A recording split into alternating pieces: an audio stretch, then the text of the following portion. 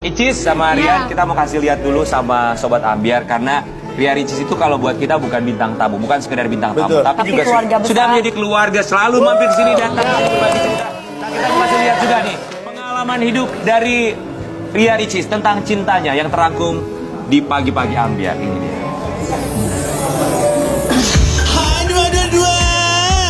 Pagi-Pagi Ambiar menjadi saksi perjalanan hidup dan cinta seorang Ria Ricis. Mulai dari momen ulang tahun Ricis yang dirayakan di Pagi-Pagi Ambiar, sampai perjalanan cinta Ricis yang pernah digosipkan menjalin hubungan dengan beberapa laki-laki.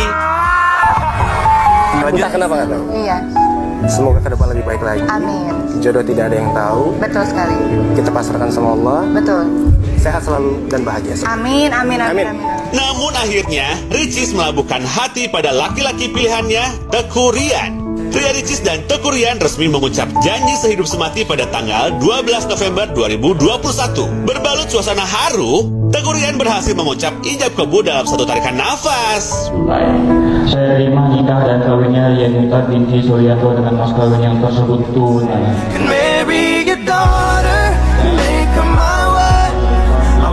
Seperti apa ya kebahagiaan mereka berdua setelah menjadi suami istri? Tetap di Pagi-Pagi Ambiarkan satu Indonesia, geger.